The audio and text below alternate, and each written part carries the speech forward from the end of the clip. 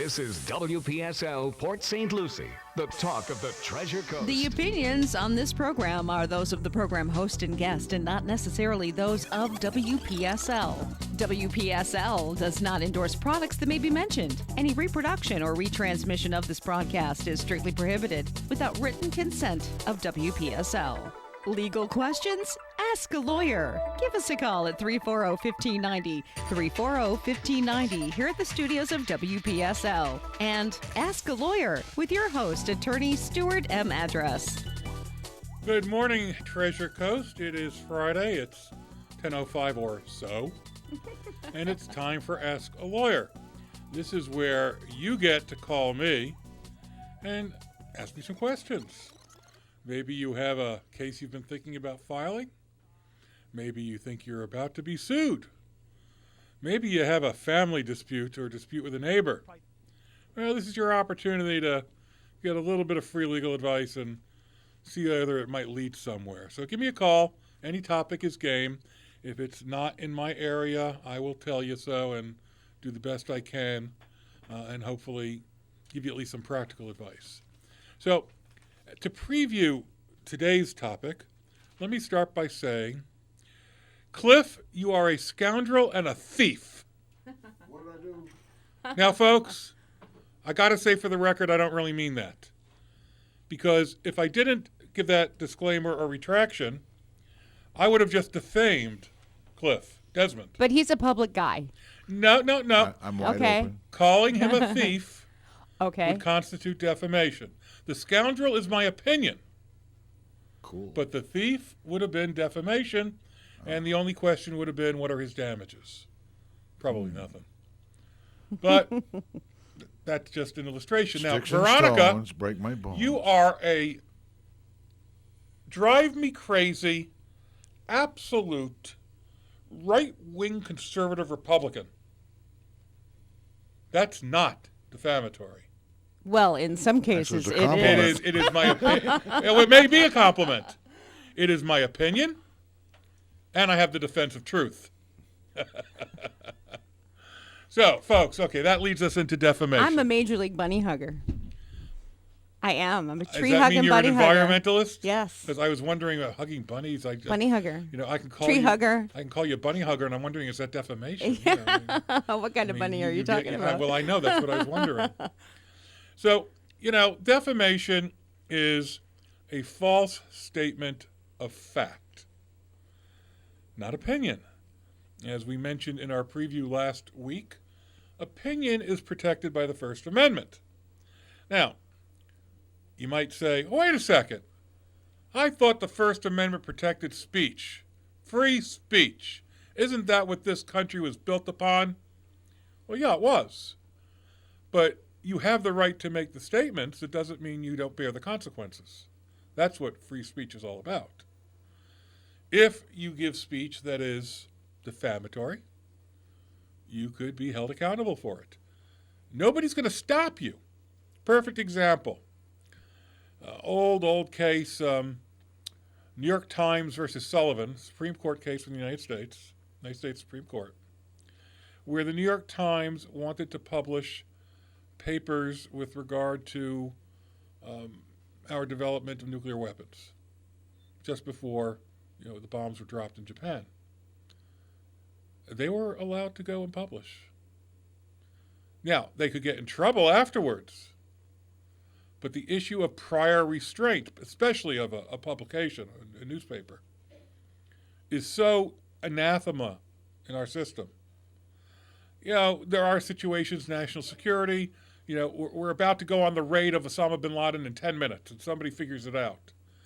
I have a feeling that there's a judge that would find a way to restrain that just for a little while if the papers weren't able to be talked into it, as often happens by the government with, inducements like you'll get a scoop or, we'll give you the first question for the next 10 press conferences. But to actually force a prior restraint is very tough. So, false statement of fact. Now, what are the types of defamation? Because there are really two types, and it's not important that people confuse them, but people do use different language. You hear about slander and you hear about libel. Same thing. Defamation. Slander is saying it verbally like I just did. And libel would be if I put it onto writing and published it. That's the only difference. Okay. So people either call our office and say, I've been defamed, which means they know a Now, little something. can anybody be defamed? Yes. Okay. It What if is- you have no fame? It's much harder with a public figure, as we say. Okay. It would be almost impossible, I don't want to say impossible, but almost impossible to defame President Trump. In my opinion, those two words are an oxymoron. But see, I just made a quip. It would be hard to defame him because he's the president. He has put himself into a position of being attacked on a daily basis, if not minute Well, by minute. defaming him is like everybody's job. Saturday Night True. Live. Well, yeah, no. See, you just crossed into a different area. That's satire. Okay. And satire is also a protected form of free speech. Ah. So there are certain lines you can't cross, and that's where you really do need lawyers. And I guarantee you, that before any of those wonderful opening skits on Saturday Night Live get aired, their lawyers have poured through every word. Okay. Because they want to make sure that they have not crossed that line. They could be biting, they could be nasty, they could go for the jugular. The lawyers who are bred to be conservative, at least involving the law, are going to look for where could we even be accused of crossing the line, and then they have arguments over the people over whether they should or shouldn't, this does or doesn't, because they want to say these things, Ultimately, though, it's reviewed by counsel. I guarantee. Okay. You. I'd like to have one of those jobs. Great job. I'm sure it makes a lot of money, and you get to review all that stuff and stand there and watch like the censor, ready to yell. Press that button. Now, how about when they say that he's like when they were questioning his mental capability, he already has dementia and all of that. He has bought into that by becoming president. Okay. I mean, he is the epitome of public figures. And so... And even prior to becoming a president, he was out there too. But, so, I mean, he is... Yeah. It is well accepted that at least 50% of the country is going to be attacking him for things correct or incorrect. And But see, that's where we're American. We can say our president's a moron, and we can get away with it. And there's something good about that. In another country, we might get picked up. You're absolutely right. And, that's when people complain about our system and Constitution. I have a comment. I say, I'm not the first one by any means to say it, which is, we got a lot of problems in our system, a lot of problems. But it's the best one in the world. It truly is. Notwithstanding the damage that is being done to it day by day by day, in my opinion, by the current occupant of the White House. But it's still the best system we have. The system, though, is grounded in its institutions. Okay? The Supreme Court, Congress, even the president, and what they call the Fourth Estate, the news. When you continually denigrate and tear down those institutions, we're not talking about defamation right now, but you are harming the democracy and eroding, in my view, just how great a system we have, because you are placing it in doubt among various segments of the country and of the world. Again, I am departing here, and I'm not trying to turn this into a political program, but I'm going to try to be somewhat factual right now without, going all red into my more liberal tendencies. And you'll have to hold that thought for a moment. I can't. All right, we got Russ on line 1. Hello, Russ. How can I help you? Russ, you're on the air. Yeah, I was just curious. Is the president allowed to have an opinion? Absolutely. Well, then aren't the Democrats trying to stifle this man's opinion? Absolutely. Wouldn't that make them more communistic than the communists are? Well, I don't think so. They are trying in many ways to stifle his opinion and his policies just as much as the Republicans did when President Obama was in office for 8 years. Right. It gets nasty at that level. It's unfortunate that it gets that nasty. In fact, I don't remember it being that nasty probably prior to President Obama or maybe the second President Bush. That was pretty nasty during the second President Bush. Yeah, because that was Gore v. Bush. Yeah. But I don't remember, for example, when President George H.W. Bush was in office, that the Democrats attacked him every minute of the day. Because he's like Republican light. I don't remember when President Reagan was in office that he was attacked every minute of the day. And the same would go for President Clinton, even though there was a lot of attacking there, and even President Carter.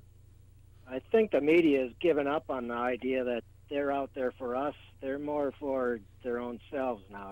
Well, here's my viewpoint on the media these days. It used to be that the media basically, because we didn't have all these cable channels and shows. We had the CBS News, the NBC News, whatever, Walter Cronkite, those people. The news was to be read as the news, straight news, not opinion. Now the news is virtually 98% opinion. But there's opinion out there for everybody. There is CNN, which is considered liberal, but generally more middle of the road, MSNBC, which is very left, and Fox, which is very right. So, and I don't mean correct, I just mean right. So how come they can get away with calling it news? Well, that's a really good question. News has evolved, for the most part, into opinion. It used to be there was the news and there were editorials. That's where, in a newspaper before the internet, opinion was allowed. Stories in the newspaper had to be factual. Who, what, where, when, why. When Woodward and Bernstein published about Watergate in the Washington Post, there were so many hoops that they had to jump through before their editors would allow them to publish each article. Sources, double sources. How has this been confirmed? That wouldn't happen these days, honestly, because anybody that has a computer can have a blog or a vlog and could go on the attack. And a lot of them are crazy from all ends of the spectrum.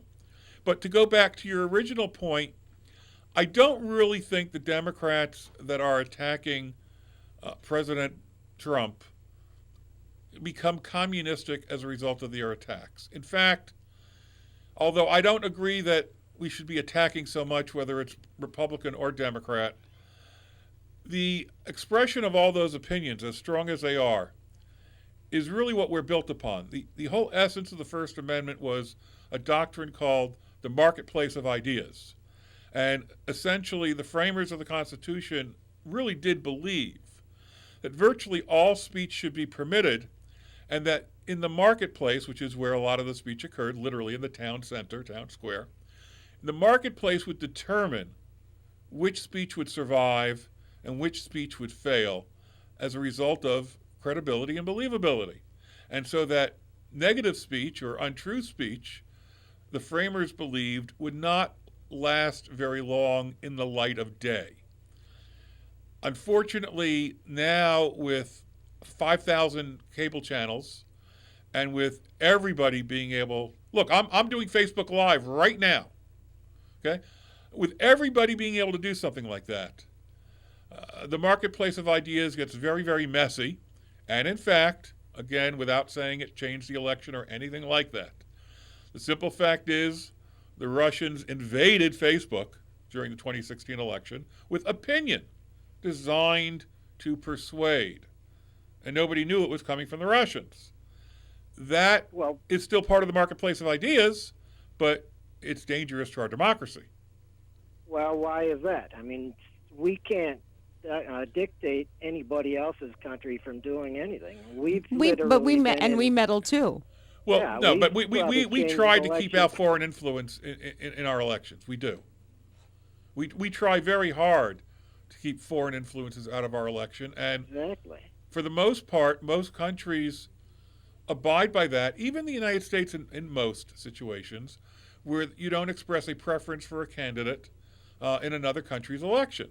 Now, has the U.S. meddled too and backed candidates? Yeah, absolutely, they have. I mean, I'm not so naive not to admit that. In my opinion, it's wrong. I understand the reasons it's done, but it's wrong. But we certainly don't want any foreign entity trying to surreptitiously influence us in our elections. Now, if the Facebook ad said, sponsored by the Union for Soviet Socialist Republics, okay, at least we have a source there. But the sad thing is many, many young people wouldn't even know what that is. You are correct, but that's their problem. That's the problem of our education and well beyond the scope of the show. Yeah. So, Russ, I mean, I agree with you to some extent. I disagree with you, but it is an interesting political topic. Certainly, the attacks on President Trump are not defamatory, even if somebody calls him, a psychopath. It would be if he was a private citizen.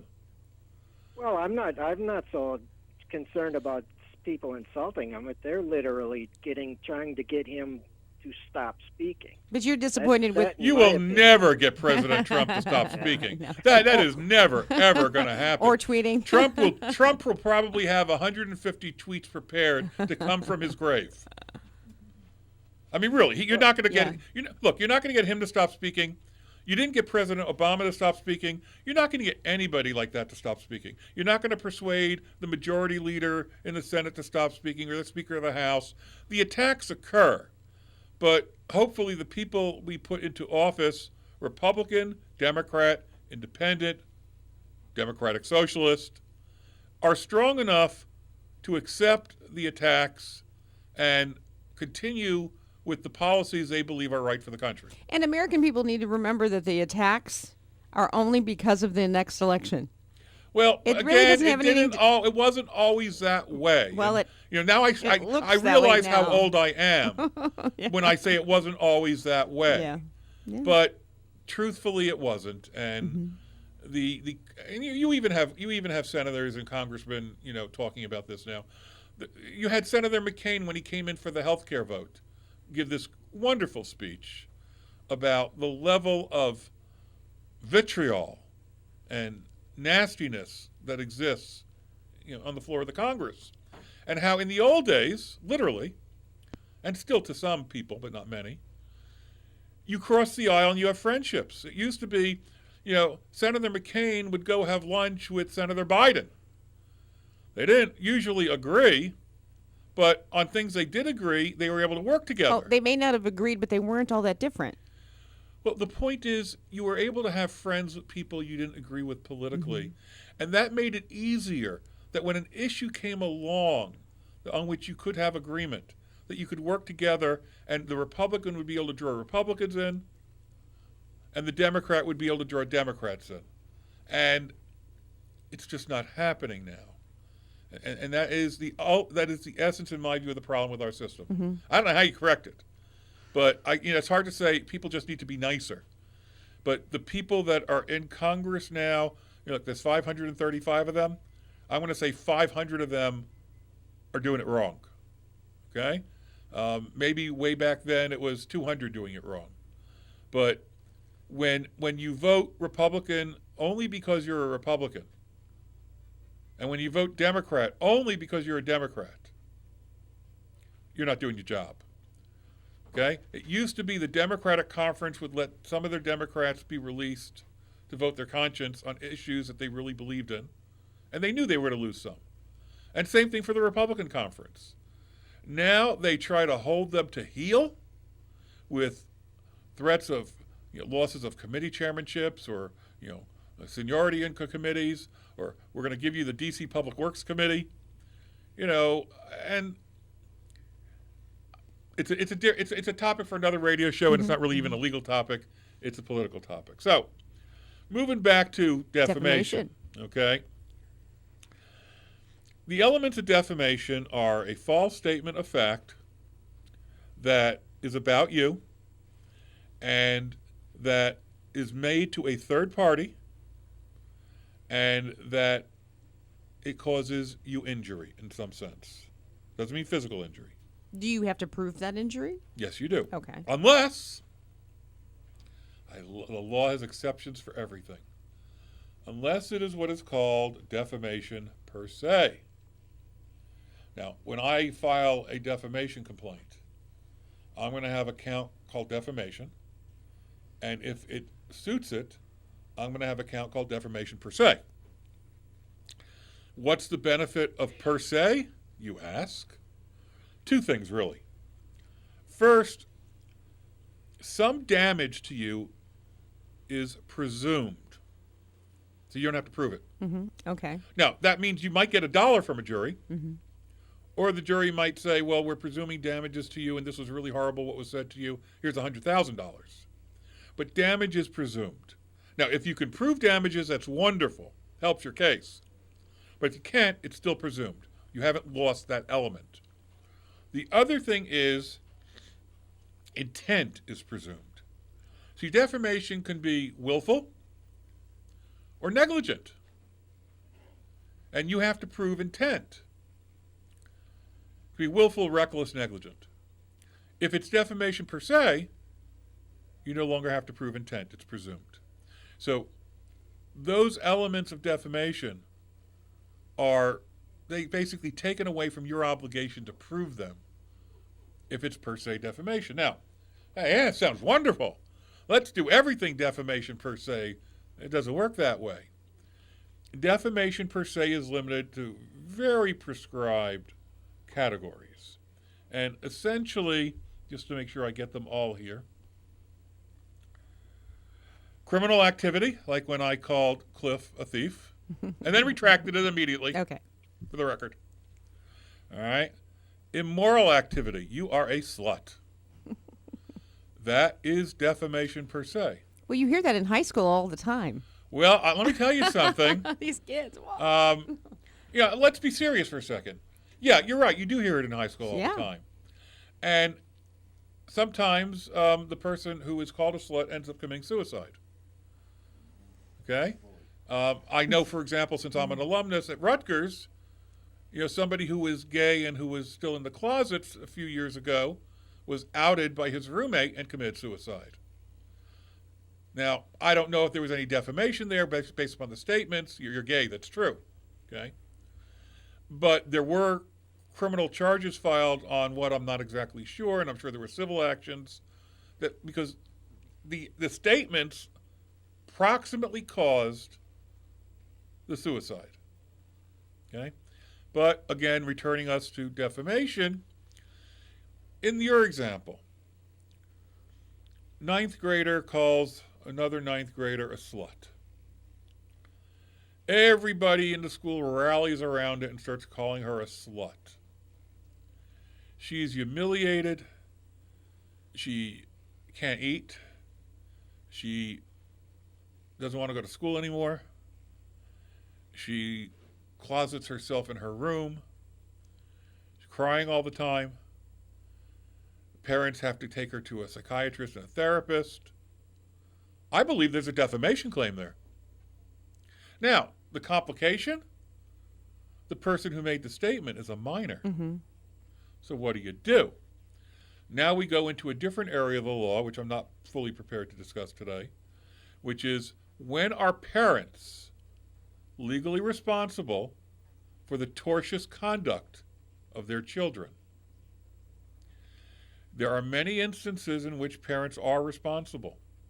If so, what happens is you sue the parents for the conduct of their minor child. There are other incidents where you cannot hold parents responsible. And maybe that's something I will look at so I can be a little more specific and speak with a little bit more knowledge. I've had a couple of those Because ninth cases. graders don't necessarily sue other 9th graders. Well, usually the 9th graders aren't going to be the ones suing. It's going to be the parents. Okay. For example, one of the cases that I was going to talk about sort of at the end, case I had, I'll leave the names out even though there is no confidentiality agreement, but I don't want to cause any more harm. There was a high school guidance counselor at Port St. Lucie High School who really, really loved her job and loved the kids. Had a couple kids of her own, not quite yet high school age. And there was a young lady who she happened to come across, and she used for a while to babysit her younger son. And so she became sort of a halfway member of the family. She had a difficult relationship with her mother. And when they would go to Disney or something, they would take her along. It was helpful.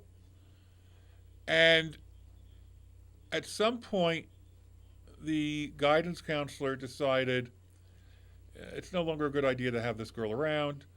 She's gone into a bad group. She's So doing possibly a bad influence on her right, younger exactly. children. So the whole Okay. reason was, okay, and you're not going to come around anymore. You're not going to use the babysit. We're not going to go anywhere. Not going to go out to dinner. I just don't think that you're a good influence on my kids. Okay. What happened? Ooh. Next thing you know, guidance counselor is arrested. Why? Because that minor young lady accused her of having an after-prom party where she provided liquor to all the minor kids and went upstairs and had sex with a few of the boys. Seems easy enough to disprove. You would think. But she was arrested. She wasn't in jail for very long, immediately, bonded out. Yeah, but that now ruined her life. Well, it did. It really did, because she ended up being fired. And I remember one of the things she would say to me when we talked about, well, how was she damaged, other than the obvious? And her comment to me was, the weight of the handcuffs. That really affected her, the weight of the handcuffs. That she was handcuffed and could just feel the weight. And we used that, at trial. But what happened? So we start figuring out, how are we going to prove or disprove this? And the young lady had a good number of her friends, probably a dozen of them, giving the same statements. Oh, yes, I was at the party, and Ms. Such and Such was giving us alcohol, wine coolers and beer, and I saw her going upstairs with some of the boys. And I said to the gentleman I was working with at the time, who we were handling the case together, and we would always bounce. Good thing about working with somebody is that you're able to bounce ideas off each other. And I said, well, how are we going to deal with this at trial? How are we going to deal with a parade of teenagers all telling the jury that they saw her giving beer and wine coolers and going upstairs with boys? How are we going to make the jury disbelieve every single one of them? It's not possible. Okay. His response was, I'll deal with the teenagers. You deal with the girl, her mother, other witnesses. Okay. So, at the trial, all these teenagers essentially came in and testified almost exactly the same.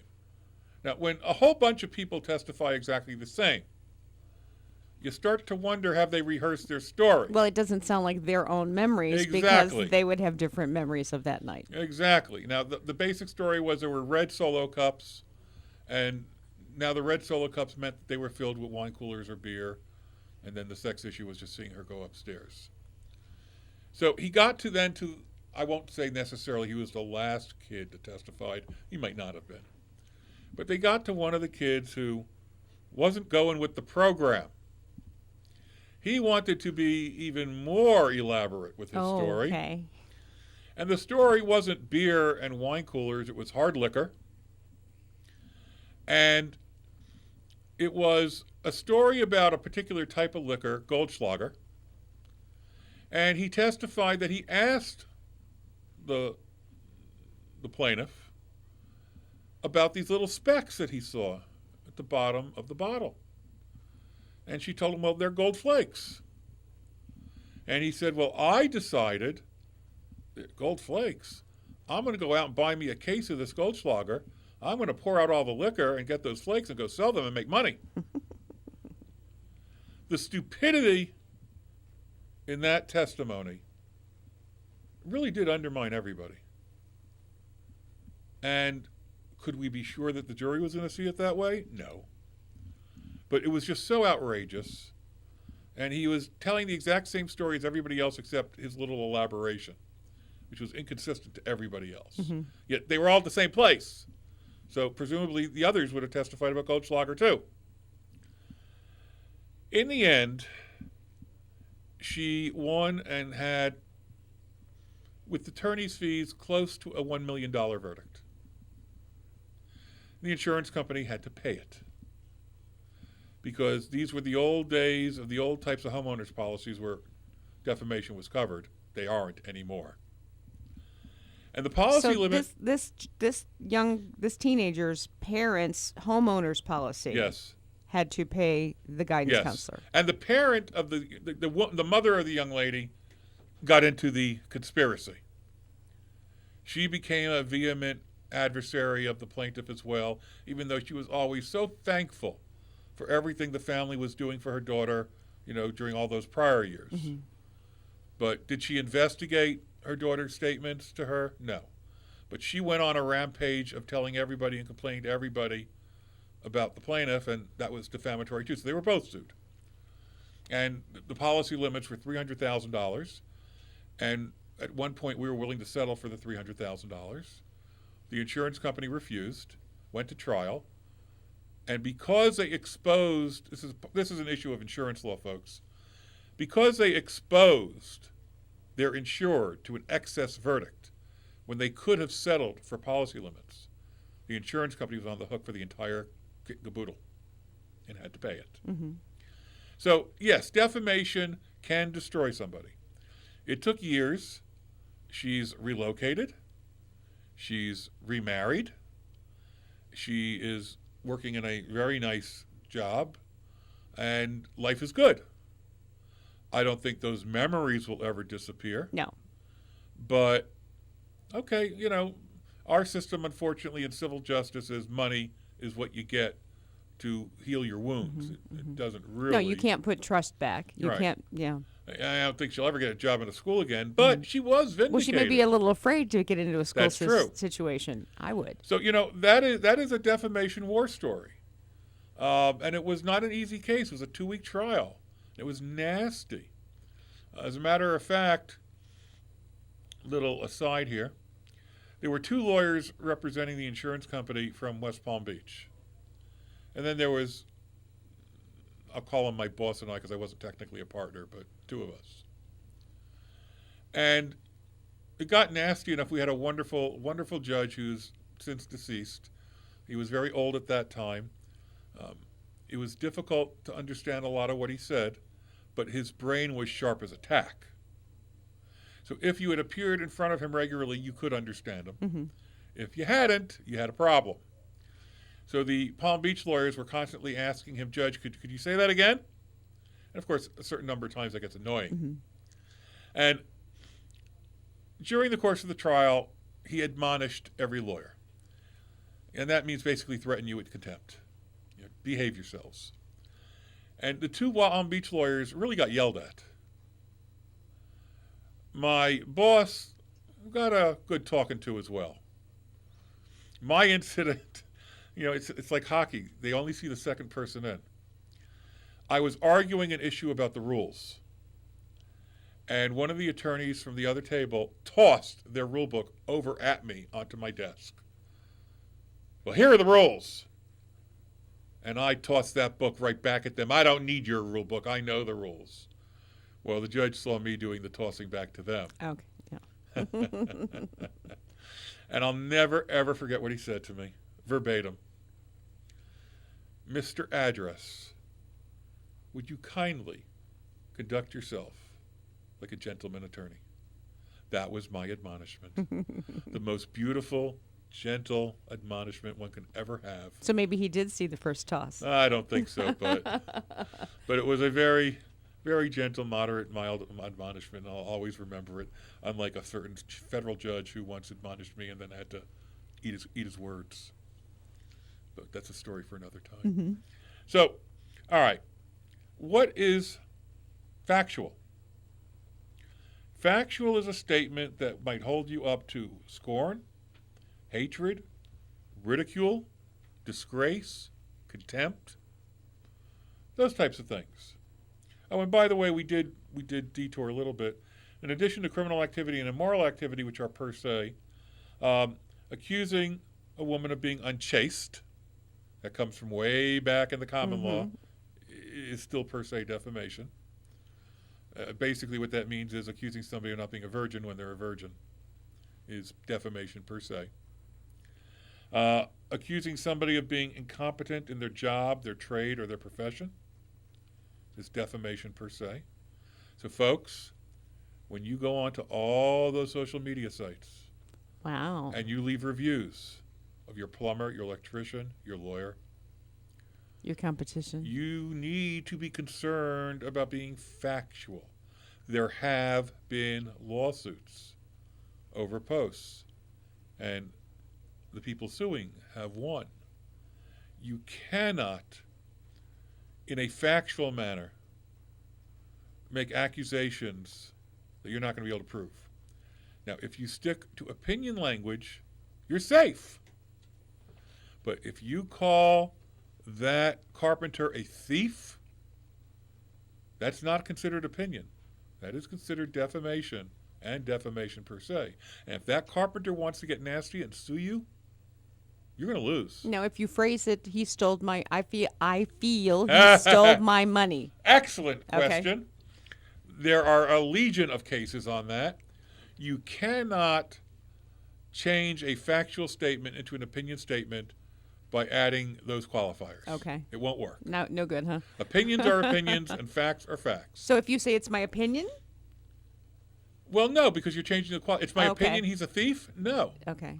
That's an accusation of being a thief.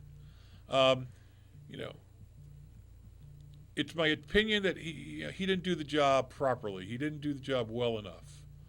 Well, properly, well enough. What is that? That's an opinion. That's not a fact capable of being proven or disproven. Or can you say he took the first draw and never came back? Well, if that's true, absolutely. Okay. Which Sure. would be the same as stealing my money. Okay, and folks, yes, that's right. You want to call somebody a thief? Go right ahead, if they're a thief. If you get sued, the best defense in a defamation case is truth. It's an absolute defense. Now, here's the problem. Does the average person want to buy a lawsuit? Because if you get sued, you're not getting out on a motion to dismiss. You're getting out a year and a half down the road. Maybe you're settling and paying some money, or if you insist on going to trial, you'll win. But how much will you have paid me, your attorney? Along the way, yeah. Be careful what you say, what you publish. It could get you in a lot of harm. Do you have a right to say it under the First Amendment? Dang tootin' you do. Doesn't mean you can't get in trouble. If it's defamation, you can get in trouble. But aren't these reviews giving people an outlet, a place? It's like inviting them to come give their Opinion. Okay. It's inviting them to give their opinion. It is not inviting false statements of fact. Nothing invites falsity. Nobody can invite falsity. Not even the internet. Not even the internet. And Yeah. that has become it used to be a nothing element of defamation law. And now an entire species of new defamation law has been birthed Sure. of internet-based defamation. And it's gone from reviews, and now everybody who has a blog, they say, well, I'm a newspaper, so you have to prove that I was false, I knew it was false, or it was reckless disregard of the truth. Not every person behind a computer gets the newspaper privilege or the media privilege. Now, if you have a regular vlog and it is basically, let's say it's political in nature and you're attacking, you probably will have the newspaper privilege. But if you just decide to go on a rant one day, you're not getting that defense. You're not going to be afforded it. All right. If you even on the newspaper, even on the internet, if you are doing something regular, I'm doing this radio show. Okay, I have some privileges based upon what I say here. More so than if I was just leaving a review on Yelp. Now, if I had a weekly vlog that was the same thing, Ask a Lawyer, I'd probably have some protections as well. Facebook Live, going to give me some protection. I'm doing it regularly. It's not an inconsistent thing. But no, you cannot convert yourself into a media representative, even from those companies that will give you media credentials, just by, leaving a review. So you need to be careful. All right, so the last part, damage to personal and business reputation. You make a factual statement. All right, let's stick with good old Cliff. I called him a thief and retracted it, folks, if you weren't listening earlier. If I had not retracted that, and if it was not clear from context of this show that I was using it as an illustration, and if it could reasonably be interpreted as an actual statement that he's a thief, and as a result of that, our good old station owners here decided, you're fired, Cliff. Not only would everybody hate the loss of the swap shop, but Cliff would lose reputation. Never fear, Swap Shop has a life force of its own. Cliff would lose money. Yes. Cliff might find a difficult time getting another job. Cliff would have a really good cause of action. So there are two elements in every case, as with defamation: liability and damages. Now, I could have the greatest defamation case in the world on liability. I can prove it. It's clearly defamation. It was per se. But it didn't cause me any damage. It didn't cause me any injury. It didn't even cause me any emotional injury. You may win $1. If it's worth it to you for the principal, go for it.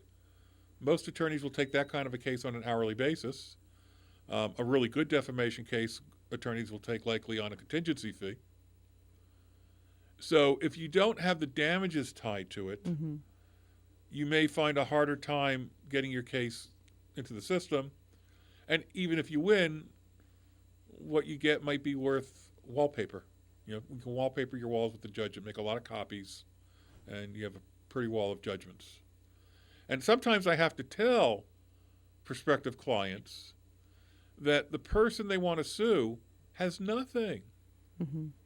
And so I think you would win, but I don't see representing you because there's nothing there to recover. And usually they understand, and they're frustrated and they're still angry, but they understand. So you need the liability and the damages. Now, doesn't that contradict what I said about per se defamation, where damages are assumed? As a good lawyer would say, yes and no. Damages are presumed, but a jury could give you $1. Damages are presumed, and if your case is presented well enough, and your lawyer is able to get the jury enraged, or the jury decides they really don't like this defendant, you get a $100,000 verdict without proving damages. So yes and no. And it's between you, I guess, and your attorney to try to figure out what kind of case you have and what's the likely result, given the average jury, and do you have something that is going to inflame them? I mean, calling a girl a slut and having it destroy her high school career, making her change high schools, even if there is no economic damage, I think there's a lot of damage there emotionally. I think that's a case I would take on a contingency fee. I think I could get a jury emotionally charged enough that there'd be a decent verdict against whoever did it. That's assuming the parents are responsible in that situation. And that's actually something I'd have to look at when it comes to defamation, whether that's one of those torts that parents could be held responsible for. And now again, though, would they, if you were to pursue this suit, you say that homeowners insurance is not covering anymore, or no, these days they don't cover defamation. would they have anything to sue over? Sure. Let's say these parents live on Hutchinson Island or Sewell's Point, and they have a boat. Well, there's assets there to go after. Now, you're not going to go after their primary home because No, homestead exemption. Yeah. What if they have But nothing else? If they're that rich, they may have a house in Georgia too. You can go after the secondary home. You can go after their stocks and bonds. Okay, if they live on Sewell's Point. What if they rent someplace? Okay, if they live on, I don't want to generalize, but I will here. If they live in Avenue D in Fort Pierce, it's another story. They probably have nothing. You're going to recover nothing. And from a legal perspective, I'm probably going to say to that person, I feel for you. Horrible, horrible, horrible. But there's nothing to get. Get a good therapist. Try to get past it. You're in a new high school. I'd be telling that to the kid and the parents. Is the school responsible in any way? No, not really. Okay. If this kid was somebody who had a reputation, had been suspended before, and the school hadn't taken aggressive enough action, maybe. But these are words. Mm-hmm. Now, if this person had a reputation as a bully and had been disciplined before, detention, suspensions, gone to Project Rock for a couple weeks on a suspension, and the kid's still there and does it again, maybe. Maybe you could hook the school district in for failing to take sufficient action to protect against this additional assault. Mm-hmm. That's the complexity of every single case, where you have to look at the different facts of every case. Because there are always exceptions, there are permutations, there are unique aspects of every case. And so when I do my paralegal Cheryl, see, I mentioned your name, does her 10, 20-minute screening on the phone. That's enough to give me a sense of what the case is about and whether it's likely to be something that might really be real. Mm-hmm. And often I'll either tell her to go back and get certain other information, or I'll say, okay, let's bring the person in. And if it's traditionally a contingency type case, it's a free consult. If it's traditionally a case that is going to be handled on an hourly basis, then we offer a paid consult, because they're going to have to pay us if they hire us. And sometimes offering the paid consult means they're not interested, but that also means that they wouldn't be able to pay if they wanted us as their lawyer. Right. And They're not going to hire that's you. just life. Mm-hmm. I understand that. So if I can read the clock correctly. 5 minutes. Okay, we have a whole 5 minutes. I can do so much in 5 minutes. Apparently not. I'm still on the first page of my outline. All right. I'm going to get to that second page right now. I already said truth is an absolute defense. But the expense of proving it may lean towards exercising a little bit of prudence in what you say or what you publish. It is truly horrible to buy a lawsuit and have to go through that expense when you're not going to recover anything because you're the defendant. The only thing you can do is lose money. And to do that and have to pay your attorney, I guarantee that by the end of the case, you're going to hate me too. Because of all the bills I've been sending you month after month after month, you're going to be going over and over, it's not fair, it's not fair, it's not fair. And I'll be telling you, I understand, I agree with you, it's unfortunate. But at this stage of the case, there's nothing we can do about it. We either settle, or you can proceed with the case until we get to a point where maybe we can win. And that costs a lot of money. Mm-hmm. So you use some prudence. Now, a statement that's not factual. This is sort of what you were getting into. I think that Joe is a jerk is an opinion. It's not a polite opinion, but it's an opinion.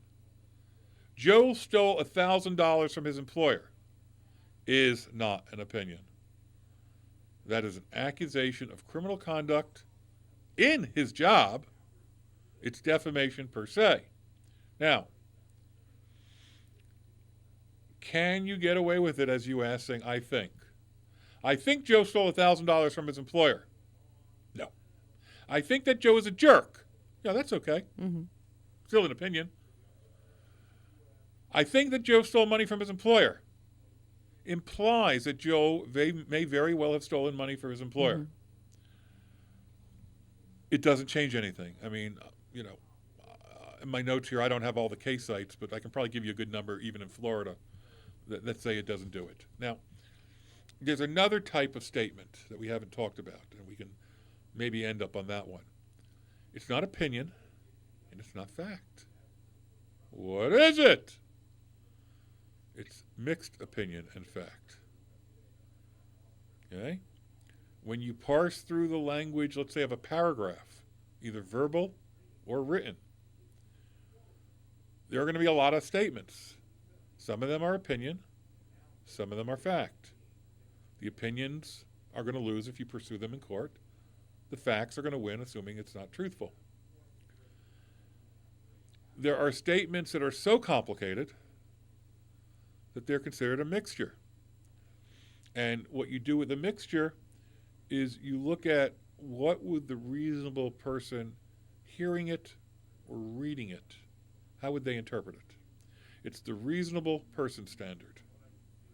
If the reasonable person is going to interpret that as a factual statement overall, then you're going to be assigned to the factual category.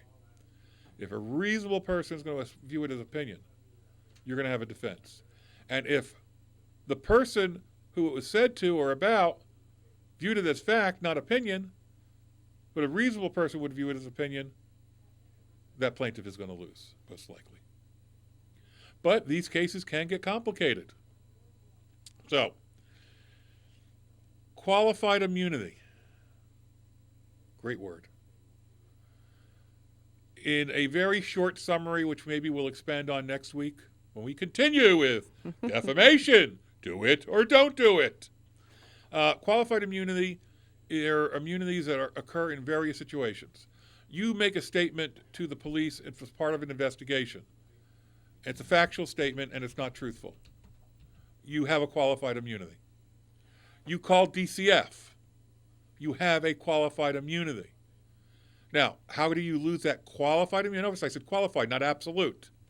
How do you lose that qualified immunity? If you made the false statement knowing it was false with an intent to injure, then you're not going to be protected by your immunity. Anyway, we got less than a minute, so I am going to say, as always, you can always call the show. You can always call my office, 772-781-8003. And we're happy to talk to you. If you got a good case, I'm happy to help you. If you don't have a good case, I'm happy to try to talk to you and tell you and explain it, and then maybe you go to second opinion. But that's our time for now. And coming up right after Ask a Lawyer is Ask a Rabbi with my own rabbi, Shafir Loeb of Congregation Eitz Chaim in Port St. Lucie across from Met Stadium. So until next week, thank you very much for listening. And if you have questions, always ask a lawyer. Bye-bye.